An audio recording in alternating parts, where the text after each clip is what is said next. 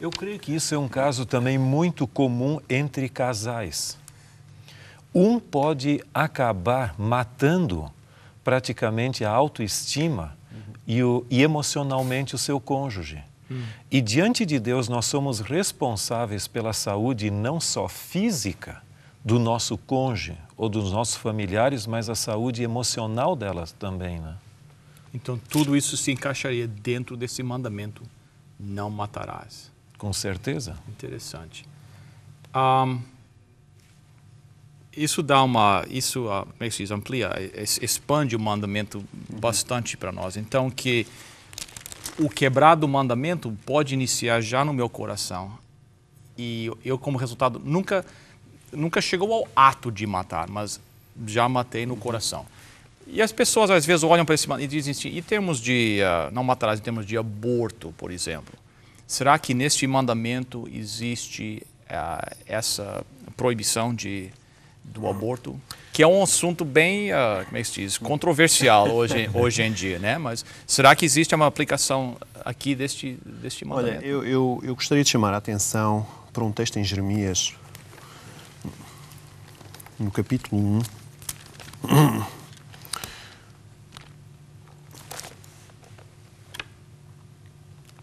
E diz, portanto, no versículo 5, capítulo 1, versículo 5, diz que antes que eu te formasse no ventre te conheci, e antes que saísses da madre te santifiquei. E às nações tem profeta, e depois continua. O que na realidade este texto está a dizer é que ainda estavas Jeremias no ventre da sua mãe e Deus já o tinha conhecido. Portanto, o que a Bíblia nos ensina de certa maneira é que ainda antes de nós nascermos, antes de sairmos de dentro da nossa mãe, já Deus nos vê como seres humanos. Já Deus nos vê como seres humanos com características especiais, únicas, características que só a nós nos pertencem. O aborto, na realidade, é acabar com a existência desse ser humano que Deus o reconhece como sendo ser humano. Portanto, nós quando entramos num campo de cometer aborto, estamos a entrar num campo realmente de matar um ser humano reconhecido por Deus, com características específicas e únicas. Então existe uma aplicação aqui contra o aborto? Eu acredito que sim. É claro, eu penso que poderá haver alguns fatores que têm que ser levados em consideração. Por exemplo, a saúde da mãe, não é? Por exemplo, a saúde do filho, do bebê ao nascer.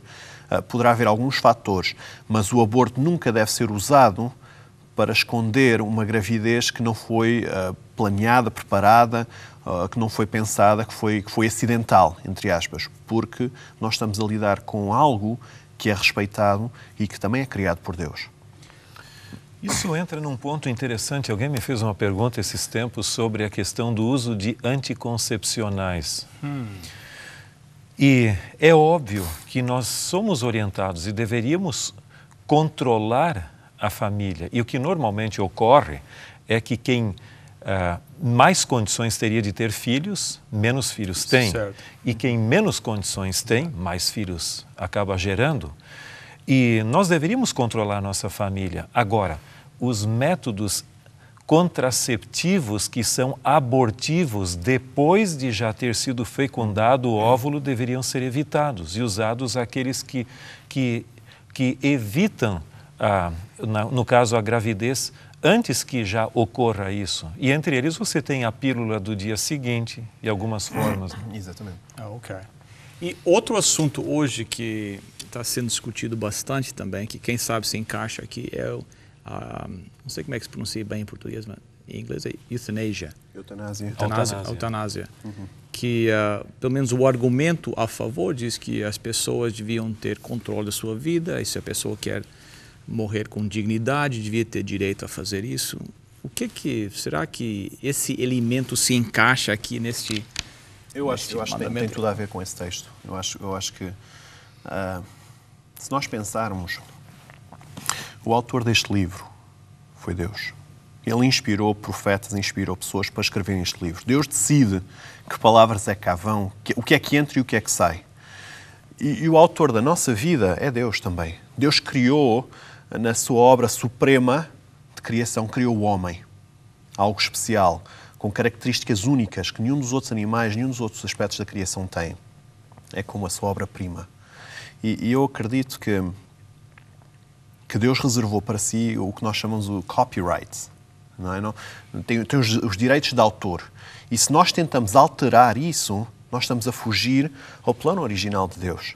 Quando eu estou a pensar, eu vou terminar com a minha vida, eu estou a fugir ao plano original de Deus, porque esse plano original pertence a Deus. Deus é o único que pode decidir, ou que tem o direito, já que foi Ele que me criou, de decidir quando é que a minha vida deve terminar ou não deve terminar.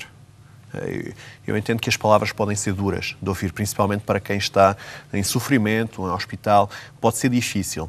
Mas eu acredito que Deus também entende o nosso sofrimento, que Ele ama-nos de tal maneira que Ele sabe até onde é que nós podemos ir. Mas que esse direito de terminarmos a nossa vida pertence-lhe a Ele, porque a vida na realidade não é nossa, mas foi emprestada por Ele. É interessante que assim como Deus não nos perguntou se nós deveríamos vir à existência ou não, Ele também não nos pergunta quando deveríamos dar cabo de nossa própria vida. Eu creio que isso pertence a Ele, tanto o início quanto o término de nossa vida, até onde Ele gostaria que nós vivêssemos. Agora, para mim, existe outro lado da moeda aqui, que o mandamento fala que nós não devíamos matar, nós já falamos alguns aspectos disso, então, não só do lado negativo, em termos não fazer isso, mas para mim existe uma implicação aqui positiva, que eu como um cristão, não somente não vou tentar destruir vida através de as minhas palavras, as minhas ações, mas como cristão eu tenho o dever de promover a vida. Então agir de maneira que vai promover a vida, que vai... Será que estou certo nessa interpretação? Absolutamente. Porque se a gente encarar a lei de Deus meramente como algo negativo, nós vamos ter o que biblicamente se chama de fardo até, ou seja, um peso, onde você constantemente vive de proibições. E essa é a base do legalismo. Quando em realidade você vai ver que todo mandamento de Deus tem o seu lado positivo e você tocou exatamente no âmago da questão. Veja, se o mandamento proíbe eliminar a vida em várias formas, como a gente viu até agora, a dimensão positiva do mandamento seria promover a vida. E promover a vida em todos os seus aspectos, no aspecto físico, no aspecto intelectual, social, familiar e emocional também.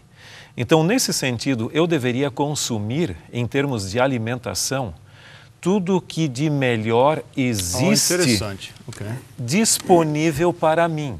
Não quer dizer o mais caro. Se meu orçamento está aqui, eu não posso agora pensar que eu vou comer tudo que é de mais caro e no fim. Não, é o que ajuda a promover a saúde. Coisas mais naturais, aquilo ali. Então, é óbvio que há alimentos que a Bíblia proíbe, consumo de sangue, por exemplo, e outras coisas mais que são princípios de saúde que nós deveríamos, que são inegociáveis. Certo. Mas, dentro do negociável, eu deveria procurar sempre aquilo que mais promove a saúde. Então, eu não cuidando da minha saúde, de certa forma, estou quebrando o mandamento. Estou matando a mim mesmo, né? Exatamente, porque matar não é só aos outros, eu posso matar a mim mesmo. Em primeiro lugar, Deus confiou a cada um de nós, a você e a mim, o nosso próprio corpo, a nossa própria saúde para serem zelados. Não adianta eu também promover a saúde dos outros e a minha eu simplesmente levar para lá. E esse é um problema. Muitas pessoas vivem uma vida desregrada e estão se auto-matando ou suicidando.